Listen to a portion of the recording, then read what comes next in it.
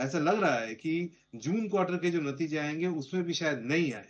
लेकिन जो होपफुल, जो अच्छी बात यह है, वो ये है कि second half of fiscal year 26, मतलब दिवाली के बाद से अगर आप अंदाजन सोच लें, वहां से वापस आने के आसार है।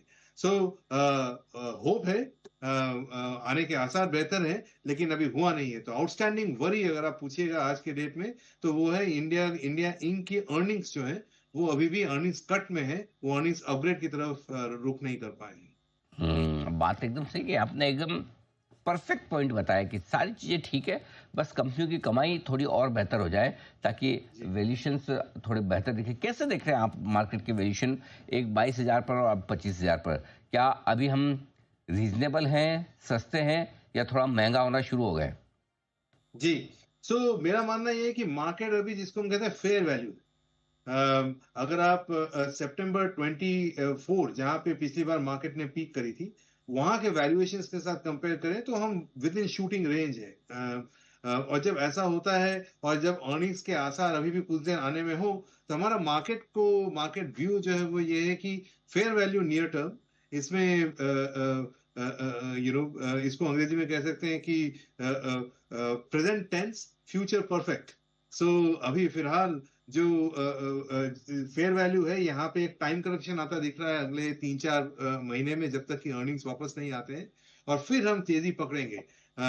लेकिन ये जो तेजी वाला जो अर्निंग्स एस्टिमेट वापस आएंगे, उनको समझना जरूरी है। इसलिए ये जो मार्केट है, ये बाय ऑन डिक्लाइंस मार्केट है। इसमें जो कभी जैसे कल करेक्शन आया, पिछले 1-2 दिन में थोड़ा बहुत करेक्शन आने का आया, उसमें उसका एडवांटेज उठाते हुए इन्वेस्टर्स को इन्वेस्ट करने की तरफ रुख करना चाहिए एज बाय ऑन डिक्लाइंस अगले 3-4 महीने से, तब तक कि जब तक कि अर्निंग्स वापस नहीं आते हैं। क्योंकि जो अर्निंग्स वापस आएंगे, तब एक अच्छा फ्रेश हाइज की तरफ हम रुख करेंगे। ओके, तो ये आपके लिए बहुत इंटरेस्टिंग रीजनेबल वैल्यूशन पे बाजार इस वक्त आपको ट्रेड करते हुए नजर आएंगे। अब आइए बाजार के, अब डायरेक्शन की तो हमने बात की, अब निवेश के मौकों पर बात करते हैं। एक तरफ ग्लोबल सिनेरियो है, दूसरी तरफ लोकल सिनेरियो है। पैसा कहाँ लगाना ठीक रहेगा इस तरह के बाजार में? कंजम्पशन एज ए सेक्टर मेरे हिसाब से एकदम परिपक्व है एक रिबाउंड के लिए, और उसके चार कारण हैं। वो ये कि देखिए, ऑयल जो है पिछले 3 से 4 महीने में करीबन 20 से 25% घटाव उसमें देखने को मिला है, जो कि कंजम्पशन के लिए बहुत बड़ा पॉजिटिव है। इंडिया जैसे इकोनॉमी में, जो क्योंकि हम तेल जो है, क्रूड ऑयल जो है, काफी बड़ी संख्या में इंपोर्ट करते हैं, ये पहली बात। दूसरा, करीबन 50 साल में पहली बार ऐसा हुआ कि 3 महीने के अंतराल में इन्फ्लेशन का जो दर है, वो करीबन 100 बेसिस पॉइंट घटा। इतना बड़ा घटाव इतना एक छोटे समय में देखने को कम मिलता है। इससे मुझे लगता है कि जो रूरल कंज्यूमर है, उसको एक बेनिफिट मिल सकता है। तीसरी बात जो मुझे लगता है कि जो इंटरेस्ट रेट कट हुआ, और आगे की भी उम्मीद है कि करीबन at least 50 basis point earnings cut आ सकता है, इंटरेस्ट रेट कट आ सकता है। इसे ईजिंग और फाइनेंशियल कंडीशन समझ लें, ये ग्रोथ में हेल्प करेगा।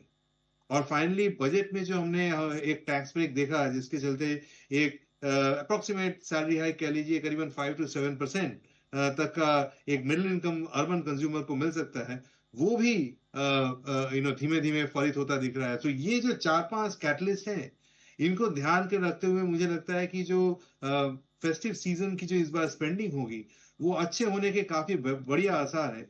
इसलिए कंजम्पशन एज अ सेक्टर मुझे काफी हमारे पोर्टफोलियोज में ओवरवेट है, और हम पॉजिटिव भी हैं। दूसरा, हमें लगता है फाइनेंशियल्स। फाइनेंशियल्स एक ऐसा सेक्टर है जहां पे कि उसमें जो एनबीएफसीज है, उसमें वैल्यूएशंस रीजनेबल है। इंटरेस्ट रेट कट से उनके अर्निंग्स को एक बढ़ोतरी मिलती है, और ईजिंग ऑफ फाइनेंशियल कंडीशंस में जो इंक्रीमेंटल ग्रोथ है, वो इनके बेहतर आने के अच्छे आसार है। तो एक दूसरा सेक्टर जो हमें पसंद है वो है financials, and with in financials NBFCs. तीसरा हमें पसंद है आईटी। मेरे ख्याल में ये इसलिए नहीं कि बहुत ज्यादा कोई अर्निंग्स अपग्रेड आ जाएगा नियर टर्म में, बट इसके जो एक्सपेक्टेशन है वो काफी कम है। वैल्यूएशन से कि ये ऐसा सेक्टर है जहां पे भी काफी रीजनेबल है पिछले अपने हिस्ट्री के मुताबिक। तो ये तीन पॉकेट्स जी ऐसा लगता है कि जो निवेश करने के लिए एकदम परिपक्व है आज की डेट। शेयर पसंद है, एनबीएफसी शेयर पसंद है, और आईटी शेयरों में भी निवेश का एक बढ़िया मौका आपको बनता दिख रहा है। अब आइए सर, थोड़ा सा एसेट एलोकेशन के लिहाज से मैं आपसे जानना चाहता हूँ, इक्विटी, फिक्स इनकम और गोल्ड, इन तीनों में से किस तरह का निवेश इस वक्त होना चाहिए इन्वेस्टर का? जी, मेरे हिसाब से इक्विटीज और गोल्ड का जो एलोकेशन है वो पहले के मुताबिक ज्यादा होना चाहिए। इसका मतलब ये नहीं कह रहा हूं कि आज के आज ज्यादा कर लीजिए, but structural point of view से अगर आप सोचें, जिस माहौल में हम हैं और जिस माहौल की तरफ हम बढ़ रहे हैं, उसको इन्फ्लेशनरी कहा जाएगा।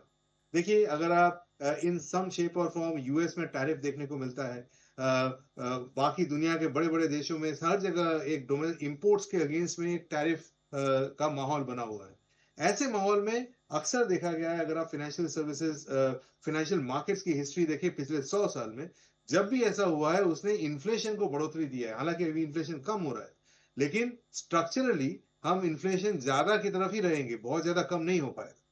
तो ऐसे माहौल में दो एसेट क्लास जो है वो काफी बेहतर करते हैं from a medium term stand point. जब अर्निंग्स एस्टिमेट्स आ रहे हो, जब अच्छे हो रहा हो, तब वो equities equities best known inflation hedge माना जाता है ओवर द मीडियम टर्म। और जब अर्निंग्स नहीं आ रहे हो, जब अर्निंग्स के तारे थोड़े गर्दिश में हो, तब gold as a risk hedge काफी बेहतर काम करता है। पिछले एक साल में देखिए, अर्निंग्स हमारी सिनेरियो थोड़ी सी वीक थी, लेकिन गोल्ड ने काफी अच्छा साथ दिया। तो ये दो एसेट्स का जो दारोमदार है, एक इंडिविजुअल के पोर्टफोलियो में पहले के मुताबिक स्ट्रक्चरली ज्यादा होना चाहिए। टाइमिंग वाइज आई थिंक उनके जो एडवाइजर हैं वो अपने उनके रिस्क एपेटाइट के हिसाब से बेटर एडवाइस कर पाएंगे, लेकिन ऐसा स्ट्रक्चरल व्यू मेरा मानना है। ओके, तो ये है आपके लिए राय। त्रिदीप सर, बहुत बहुत धन्यवाद, आपका समय दिया और विस्तार से आपने बाजार के डायरेक्शन और निवेश के मौकों पर हमारे दर्शकों के सामने रखी अपनी राय।